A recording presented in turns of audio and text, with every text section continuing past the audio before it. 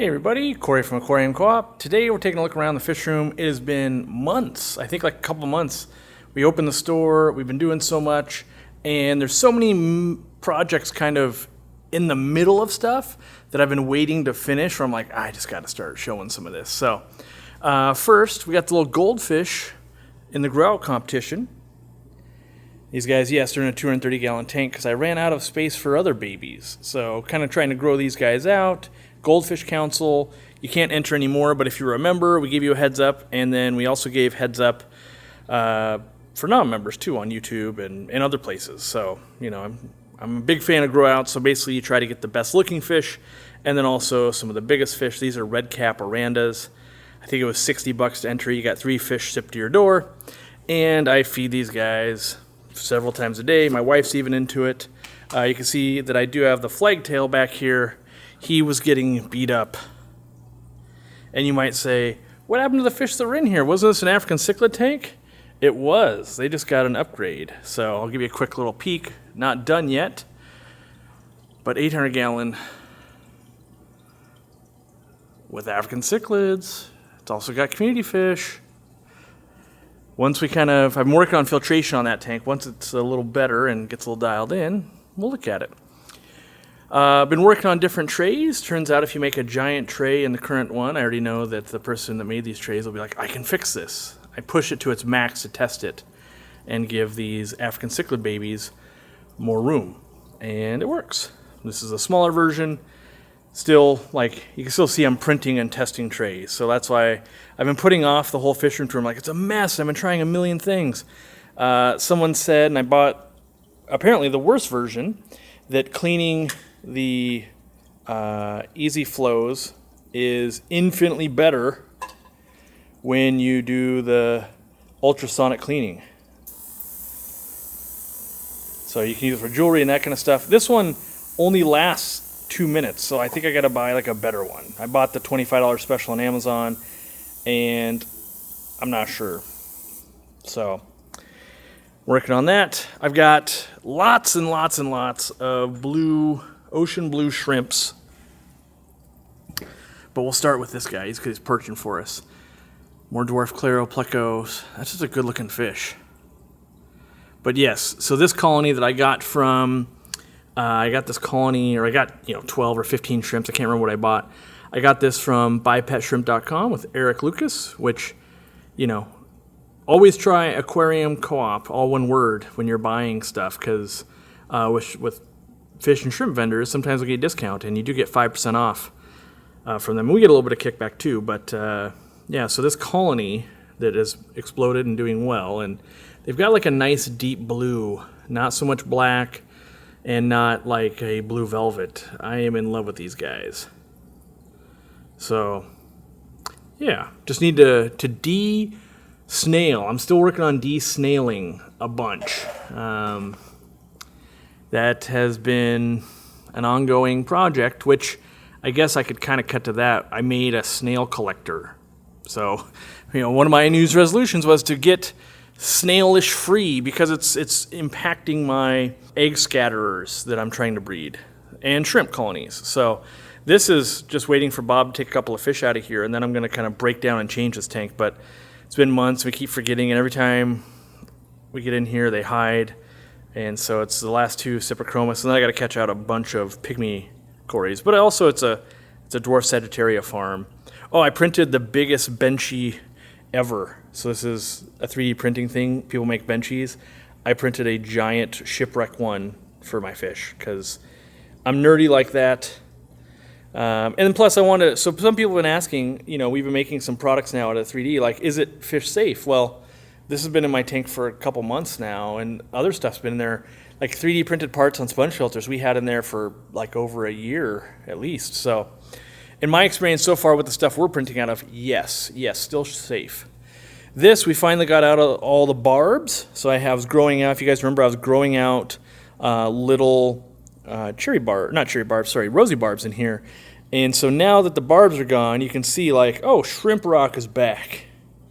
All the babies can graze as needed. And I'll be putting some magic small fish feed in here so it coats everything so everybody gets a little taste of Reno. These are the orange shrimp. But you can see with a thriving shrimp colony, you also get like a thriving snail colony. And so that can be problematic if you're really trying to crank the numbers on shrimp. This is a disaster looking tank. Oh, I didn't even think about this test. So this test, I did officially kill all the snails. It turned into algae farm, but I killed all the snails with copper sulfate lab grade solution that I had to buy. In fact, let me find it for you. Come with me. Because this is, you guys know that I tried like a whole bottle of Copper Safe, and then I tried other stuff. It is specifically this bottle I bought on Amazon, copper sulfate, in that concentration. And I had to use that much to do it, so quite a bit, right? But what was interesting is the snails died way before the shrimp did. The shrimp did eventually die. So now my next test is I want to get shrimp back in here and see if there's any lingering effects. 2, the fish were fine. There was some fry in here, some guppy fry, still alive. I saw them yesterday when I was working on this project that's hanging on the tank. I don't see it right now, but they're still alive. Oh wait, right here. Where'd you go on camera?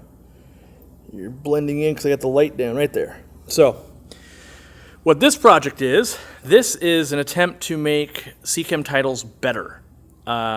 They've got problems where, well, you can suck in duckweed and fish and stuff here, and on the bottom, and the intake. So let's cut to that project real quick. We've been working on this for a couple months now, I think. It's been slow and steady. But on the forum right now, you could get a version of a Seachem Title 35 intake. It is not ours. Ours is similar. We have made, I don't have them on camera, but I could show you. There has been, I think we're on like version 60-something of all these different attempts for, we're trying to do all the sizes. So, let's see here. Do I have any? Oh, it's not this box. That's why. It's in this box. I was trying to clean up, make it look on camera. Now I'm going to make a mess again. But, you know, some of the problem is all these slots, the gaps on the side, and then the intake itself. You see how it's closed off halfway? All of them are that way. You could close it off fully, and that would make it pull out of here and the top more, which is the opposite of what we want to do. So then we were making different versions of our own box to cover it, and we have our own intakes, and that's kind of what you see over here actually on the bigger ones, is something like this, which I know it's not a great representation of that, but just know we're going to look at a smaller version on the 35 now. And I know this camera's going all over the place, but bear with me. So then you get to here, and the problem with the 35 is it comes just like this. So as you look here, this is it, just a power head. And it still sucks in fish and shrimp from up here. That's a bummer. It still can do that from the side. That's also a bummer. And then if you look from the bottom, it also sucks them in from the bottom. That's also a bummer. So you've got basically 3 ways in which you can suck in fry, food, and shrimps. Especially in a nanofilter, that's not great. So you pull this bad boy off. If I can do this one-handed, which is proving to be very difficult. Are you kidding? Okay, got it. So then you've got this intake piece. Well, we have designed this piece. This piece is going to replace this piece that comes off, so let's take that off. I can do all this one-handed. So now you would have just a naked impeller. That wouldn't be good, obviously. So you put on, this is the piece that we're designing, and it's still, by the time this comes out, maybe it's out, but I think we've got a little more refining to do. But know that it's coming. We slap this guy on. So now you have a direct fit piece that is going to fit this hole and the system that was there. So we bring this back, and you got to just put it on. Boom. Now it is a complete fit, right? So there's no, it can't suck in water up here. It can't suck in water here. It can only suck in water here. And if you don't like an intake, there you go. But we love intakes around here. So we grab a medium and we throw that right on there. You can see I've been testing, that's why there's algae and stuff on it. And now it also sits away, so if you hang it on a tank, it also sits away from the wall a little bit. And there you would have, in my opinion, as close as you're going to get a CChem title to a shrimp and fry proof system. We hope to offer that to you guys. We're ordering more 3D printers. We're struggling keeping up with the other stuff already. So that's why it may or may not be available, plus the little tweaks. We don't release until I'm confident, even though we can make it better in the future. If I go, oh, I had an idea. That's great about 3D printing. But, so yeah, this one, it also fits the 55. The 55 and the 35 use the same system. And then the larger 75 and the 110 use a different system. And they would take the big ones. So that's a project we've been working on. It's getting close to complete, which I'm excited about. It kind of kept getting more and more complicated. At first, we were making pieces to cover up each one. Then we realized it restricted the flow too much, and it would suck air, and that's not going to work. So then we had to design this, and this gets a lot more complicated when you're making pieces that have to fit direct to power heads and things. So, yeah. All right, so that explains tank number 4, why it looks bad, and what the testing's going on there. And yeah, you can kind of see the intake for the bigger sponge there. I don't have the sponge on at the moment on this one. And you wouldn't know it, but this one and this one, like internals and stuff, are off by like 2 millimeters, which changes things. So we had to go, oh, we're actually designing 3 instead of 2. The guppies, gold guppies, thriving. You can see they've been getting lots of Magic Small Fish feed. Also, if you haven't been watching any of the live streams, I think the big container, the 1 pounder, is available. And yeah, so I've been feeding that. I was getting B-roll yesterday, so that's why it was here.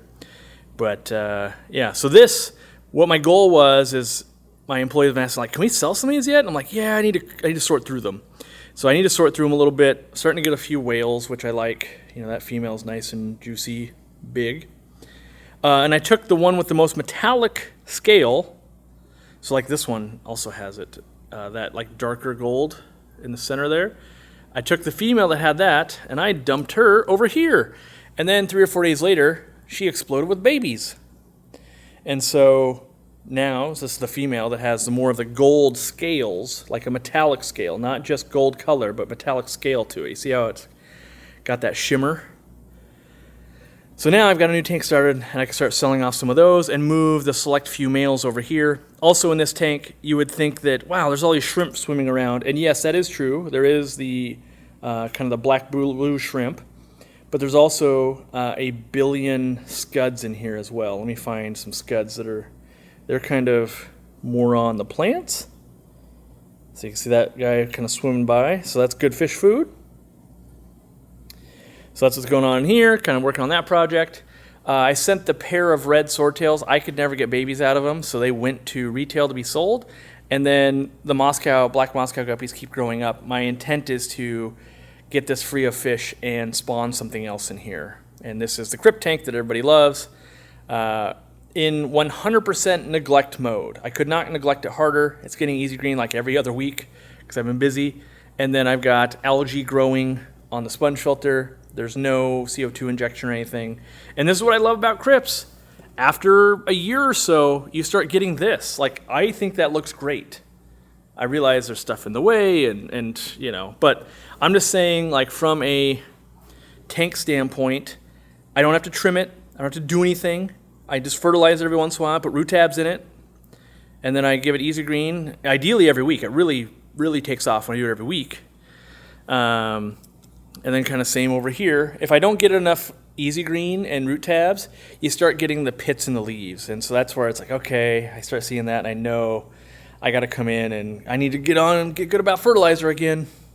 So over here, what did I move over here? I think, oh, I raised the goldfish. I quarantined them in here, and I'm making some guppy grass for the store is all, but you can see I got a snail problem in here too, which I'll show you the snail collector. Longfin white clouds starting to build out some of their fins. Where's that nice male that I was looking at yesterday? This guy. He's focus. He's starting to get some nice fins growing out on him. And then there's some pea puffers. So the pea puffers, I think, I put 3 in here to really test, and I think they did get 99%. No, there's some right here. That guy and that guy. Still not good enough. Oh, and there's one there. Yeah, so the 3 pea puffers aren't ridding me of snails like I had hoped either. I never made the video, but I used hair nets and Physcidens moss to make these rocks. These rocks have been a failure. What do you mean, Corey? Like, oh yeah, I've got a lot of algae on there. Shrimp, I put in, a few shrimp is all to get the colony started. But you can see kind of, there is some moss, and then down here there's some moss. This one's like a 50-50. And this one's kind of doing the best. And so if I zoom in, you can probably see the hairnet. So you put the moss on there, then you cover it with a hairnet, and it holds the moss. And so the goal is 100% shrimp tank, except the snails, even though I kept loaches in here and I did everything I could, still have snails. So this tank, I missed one. I moved the platinum, still have never got a baby out of these platinums, and we got some at the store and they're producing babies from importing. So that means I basically am moving all these over to here to be with these guys. And then I've got the Pitbull plecos. These are like Corydora autosynclus hybrid type of things. No eggs from these yet, but here's another little, where'd you go? Yeah, you're right there. Won't focus quite right. There we go, kind of. So working on them. They're not great algae eaters, apparently. At least not the algae I've got. I've got algae on the glass and there, and being that they're not eating algae very well, I'm going to put them more towards Corydora style, which means I can clean up the algae now. Here's one on the rocks. I think I got 7 or 8 of these. And I'm hoping to breed them because they're a fun little fish. So that kind of takes you through the 4. Oh man, look at the Nuri Crypt Garden. It's looking good. Loving them. Crypt Nuri tissue culture, if we get them in stock, which are getting rarer and rarer for us to be able to bring in. You can see here, I'm not fertilizing enough. I need more easy green and more root tabs right there. You see those couple holes? That's a clear sign that Corey's struggling. And they're turning a little more green, so I'm just haven't been on it, been busy. Let's see here. Gloss over the 8 hundo. Come over here and take a look. My mops, the snails have been eating the eggs in the mops for these guys. So I put in a snail trap. Let's check. Did I get all of them? There wasn't that many in here, but there was enough that it was becoming a problem. Last time I moved the mop, a snail came with it and ate all the eggs. So that was not the... This is a previous model, by the way, and a color. Ours are black now, so let me pour some little water out. Let's see how it did. Oh, you can see there's a few on the lid. So I made the lid so that when they try to crawl out, it's kind of hard. They keep kind of going and doing circles. It lets fish come in and out pretty easily, so shouldn't catch any bettas or loaches. That's the hope. And then let me pour some more water out here. Oh, I need better light. Is this better light? No. Is this better light? Kind of. Yeah, so you can see caught that many snails plus the lid. And then what I do is I just grab all these. And this. So I take this and I grab the stool.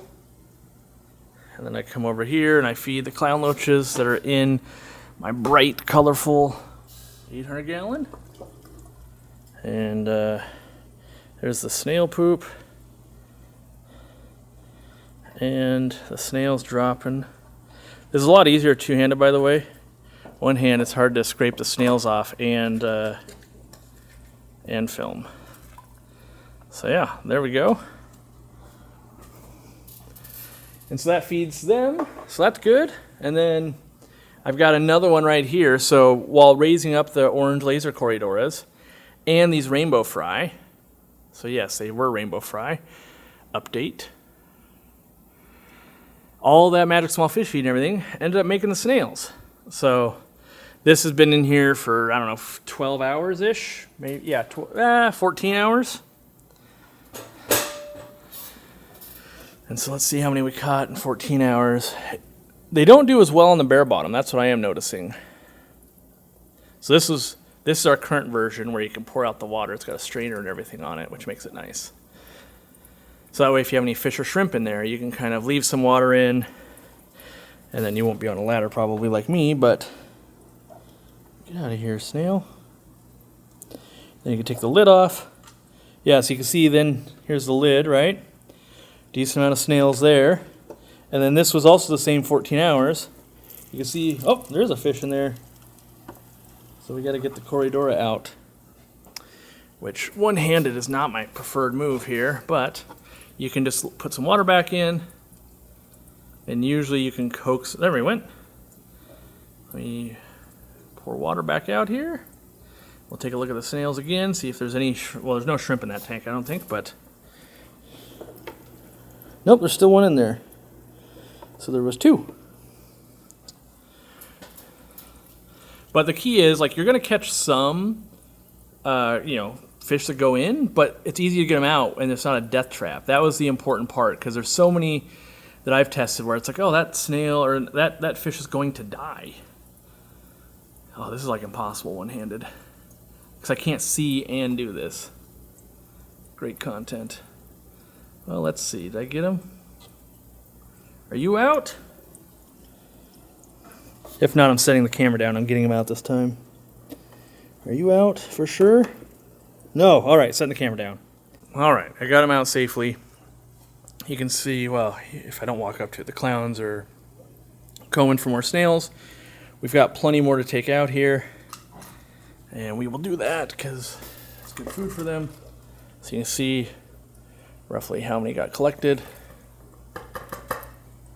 And you kind of scrape out the last few with your hands. If you had two hands, it'd be real easy.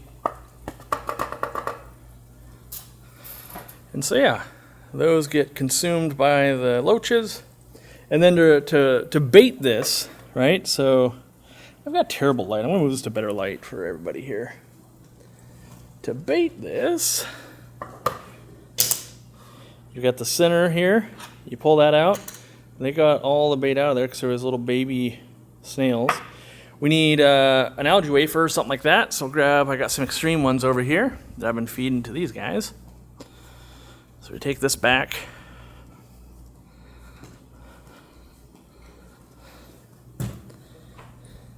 Oh, opening one-handed again. Here we go. And I usually just take a couple of these. You could put more if you want. Just make sure all the food is inside of the food chamber. Then you put the lid back on. That keeps the snails from getting to it, so that way it collects for 24 hours roughly. You put the top back on, just like that. And then you bring these, or this. I've got a lot of snails in this one that I want to get out because I got Corridora eggs in there. So every time I feed, the snails are getting all the food for these Corridoras that are new and in quarantine. So you just set it in there just like that, and the trap or the collector is set. Yeah, let me grab my rolly stool so I can talk about fishing here. All right, so to finish up on the snail collector, they're $19.99. They're not available at RPPs yet. We just ordered 4 more printers, so that's going to put us up to 8. And these printers, because of, economic situation, are not cheap. So we're very much invested into printing our own parts. Brings it back USA side. We can still launch products even though there's tariffs and things, so that keeps us moving forward. Changes how we do business, but these are available. They are something that we can print, like we can currently, before we get the 4 more, we can print 24 a day. Well, as we've seen so far, if you're a member and if you're just watching the website, we sell more than 24 a day. So until capacity gets up, if we sell out, check every day, and probably more are coming in because we're making them and we got to put them in inventory. So Over here, I fed these guys a bunch of bloodworms yesterday, so there's a little bit of carcasses floating around. You can see the orange lasers kind of dancing. I turned the flow up on the easy flow, and I watched Lowell's Fish Lab, gave a presentation. He thinks that flow is important. It does seem like they're more active now for spawning, but I didn't get eggs overnight like I was hoping. That's kind of a bummer, but I've got hope. Over here, these guys are kind of an unsung hero in the fish room, I think, at the moment. Might be one of my most favorite fish in here. They're a spear-tailed guppy, and if I can get a good shot of it for you, you'll understand why. Like, look at that tail on that thing. I can't. Oh, he's so quick and so small. But yeah, even that female's a little bit deformed. He's got other females, and they've got kids in there. So this colony is slowly evolving in the guppy grass. He was looking so good for us just a minute ago. He was nice and not moving. But yeah, he's a cool looking fish. He just won't stop breeding. Yeah, look at that guy. Look at that dorsal fin too. So that's pretty neat. I've got the long fin rosy barb from the forum member. That's the male, and he's got like an anal problem, and he says his strain sometimes can get that. So I separated them, and the female has had it a little bit too. I've got the female down over here. So it must be like a genetic. Oh, come on. It flew back there. But it must be a genetic thing. Good news is I got fry from them, so I can raise them up in my water and give them more chances. That's what all these guys are here. So more longfin rosy barb fry. I did get a longfin cherry barbs. So if we kind of zoom in. Yeah, good looking fish. One of my next fish I want to spawn. Full transparency, I did get these platinum angels from Dan's Fish, and only 2 out of 6 lived. That's not a great ratio. Why would you tell us that, Corey? Well, one, we recommend them when you buy fish, and you get a discount if you use Aquarium Coop. But I'll let you know this. They also had problems after they shipped me. He refunded me all of the money plus the shipping for the other 4. And I touch fish all day long, every day, whether it's retail store or at home, and I know things happen. And so the fact that when something happened, he made it right says a lot. So yeah, was it great? No. Do I only have 2 now? Yes. Am I probably going to get some more? Yes. But that's why we use quarantine. So, you know, the barbs did absolutely fine. It was just these guys. They noticed their poop was a little weird once I got here. At their facility on the weekend, they noticed the poop was weird. I'd gotten them on a Wednesday. I was already treating them anyway. But yeah, I couldn't save them. They looked fine, honestly. So it wasn't like they shipped bad-looking ones out. So these guys up here looking good. These are, I can never remember their names. Radicus. Camera might focus one of these days. That'd be neat. Come on, focus on that guy. That guy's like the coolest guy. They're being lit weird. But the snails, that's the one I was going to put it in. I am bamboozling myself. I was going to put snail trap in here because they lay eggs like every day, and they can hatch out and people colony breed them, but I got too many snails. So again, that's just where snails are hurting me a little bit, which I love snails. People are going to be like, you've always loved snails, Corey. I do love snails. Hey, he's not breeding now. Are you going to look cool for us? Slow it down a little bit. Give us a glamour shot. I do love snails, so, know that. What do I got going on in here? There's just a few crystal shrimp in here. I bought some crystal shrimp to see if I keep them in hard alkaline water. I think only 3 or 4 are alive currently. And so my goal long term is to get them to maybe breed or help develop a strain that would be harder water. It doesn't help to have one cherry barb not cherry, why do I keep saying that? One rosy barb we missed when we were bringing them to the store. Those were neon rosy barbs that I had bred before. And then you can see there's actually there's at least one more right there chilling. So I think there might be as many as 3 or 4 left out of the 12, which, that's not a great ratio, but that's when you're trying to do hard things like that of like, let's try and keep them in the opposite of water. They want to try to live in. A future breeding project, I keep seeing them in other people's pictures and stuff, the black ruby barb. So the males kind of get this nice red nose and kind of blackish color. The females not so much. So I got these from Dan's Fish. They've been doing great. And they've just been chilling as I'm kind of growing them out. And really, I need to get the fish room, the blitz to get the store open and kind of do that kind of stuff was a little bit nutty. And so it really took a lot out of me in terms of just time and energy and everything. So, plus the tariff situation. I mean, I don't want this to be political, but it literally was like, low tariffs, higher tariffs, highest tariffs, and now we're to suspended tariffs for 90 days, which means leverage everything I own to get some containers to come in so we don't go out of business, which is what we've done. So products are coming. There will be some delays, that kind of stuff. I do expect, well, I know it. We will sell out of brine shrimp eggs, and I'm not bringing them back in until we can get the tariff down. Because I can't afford to spend $250,000 on brine shrimp eggs. We don't have the money. And so it's like I can supply all kinds of other stuff or brine shrimp eggs because the brine shrimp eggs have to be in the frozen cargo container and they're so expensive to ship over. It's more expensive than a normal container and they got to be frozen at the warehouse and they're an expensive item with a low profit margin. They've got everything going against them. So in good times, I will supply them. When we can afford to, we've got the capital. Right now, all capital is deployed on other products. So in here we have the Venezuelan Cory, and you can see that guy is probably like, I could do with about 5 less snails right around me. And I brought this colony in, again, from Dan's Fish. I thought they were about $15 each, I think. And so I brought, I think, 10 in. And so yeah, one reason why I want to get the snails under control in this tank as well. I guess I can set this one up. I can set that one up there.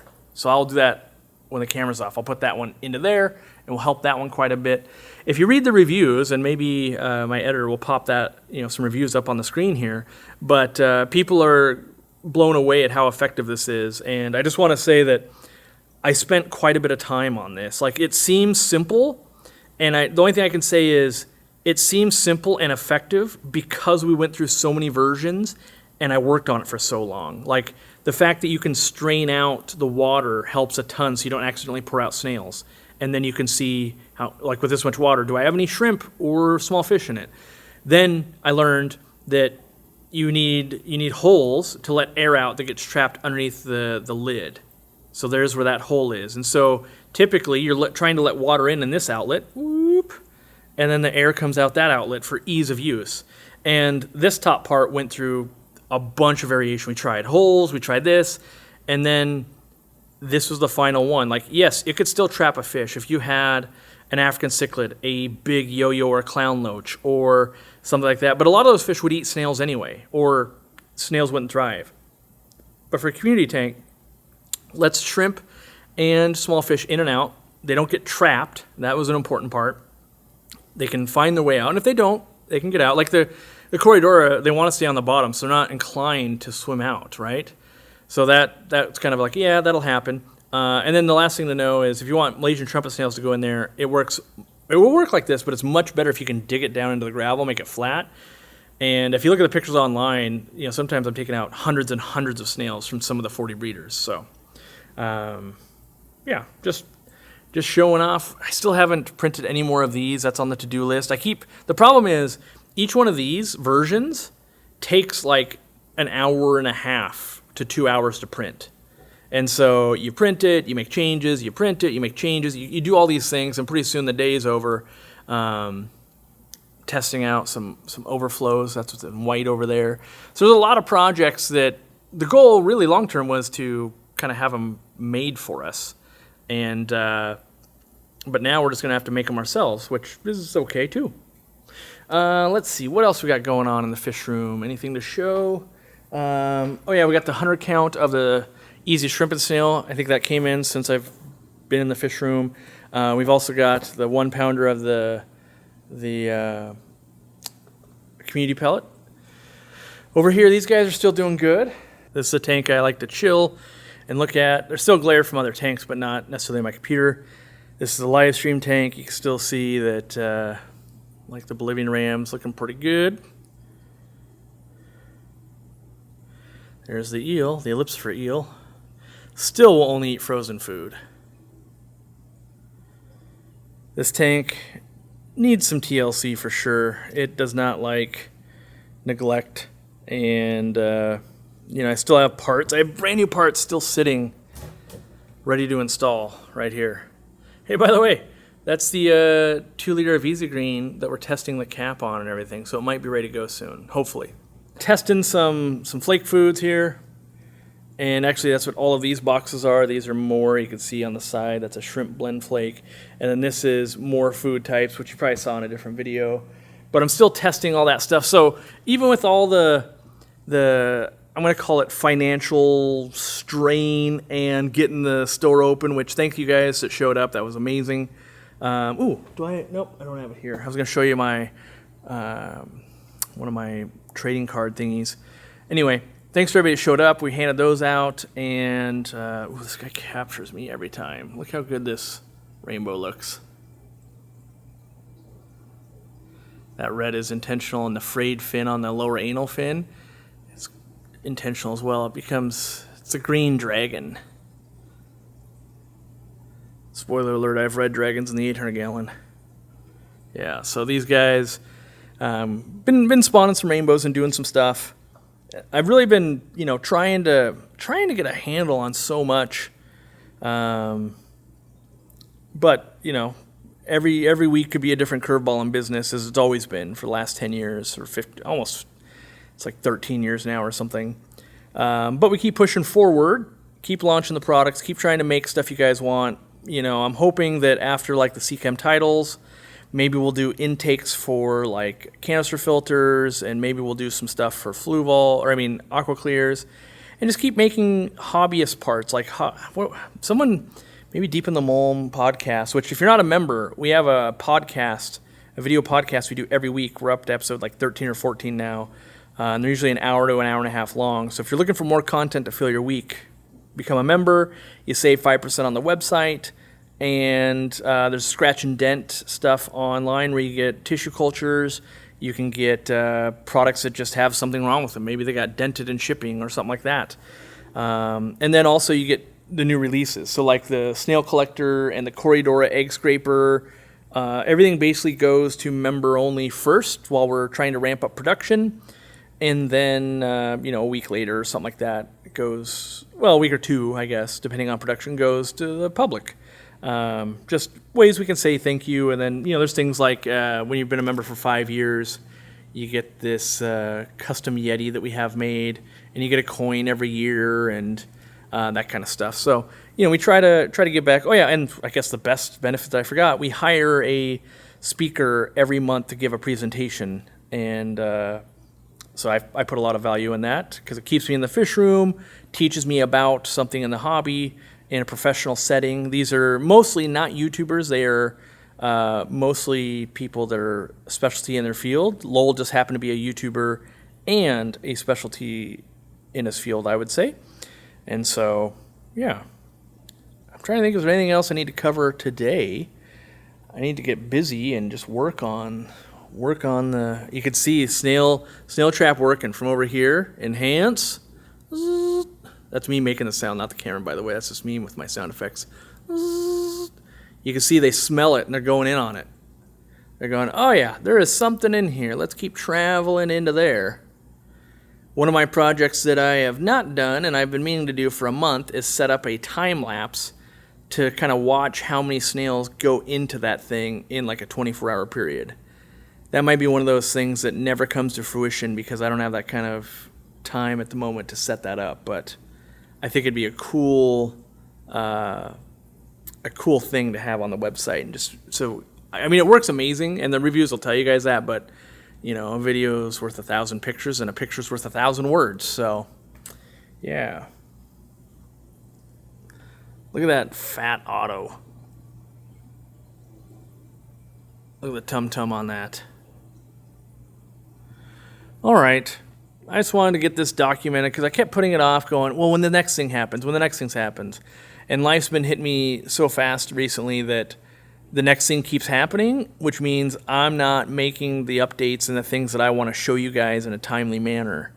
And as evidenced by today, I mean, you see all the new products and stuff that I've barely been able to cover in live streams and stuff because it's just always the next thing. But if you get a chance to visit the retail, we have a retail store in Edmonds, Washington. We're quite proud of it now. People are really having a good time in there, and we got more fish selection and shrimp selection and stuff like that than we've ever had, which is amazing. And we've worked out some partnerships. Partnerships might be the wrong word. Affiliate deals. We'll put those up on screen here. We have them with dansfish.com. We have them with imperialtropicals.com, and we have them with bipetshrimp.com. And it's just, those are vendors that I use for my personal fish room. You've seen, I guess I should say that. All of the rainbows that you've seen, so like that green dragon, the red dragon, the other one I'm spawning, they're all from Imperial Tropicals. So you can use a discount code, Aquarium Coop, save 5%. I get a kickback, full disclosure. But these are people that I've been ordering from and using for a while, and then I just reached out and said, hey, I'm going to mention them anyway, but do you want to work something out here? And so, actually, in 2 days from filming this, which this will come out after that, but in 2 days I fly out to Dan's Fish. I'm actually going to see his facility, which I've never seen. I've seen him give a talk at our club. I've worked with him. I've met him in person. He's been here, but I haven't been to his facility. So I'm going to go film his facility.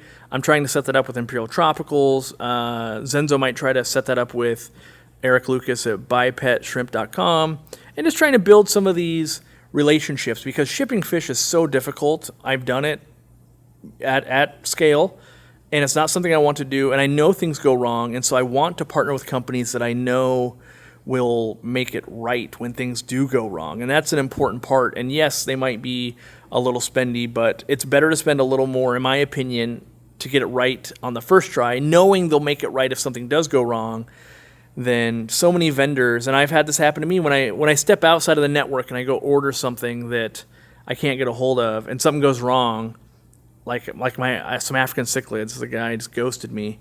When something goes wrong and they'll only refund, some of the fish and not the shipping and this and that, and that's just not a good experience. So when I find the vendors that I am having repeat good experiences with, I just thought, you know what, let's start trying to get this on our website. And there's thousands of other vendors out there, and lots of them are good. I don't want it to seem like that, and mom and pop is still preferred, but sometimes it's late at night and you just got to buy some fish and you're shopping online. I can at least give those recommendations. So, all right, thanks for hanging out, and we'll leave you at the corner store.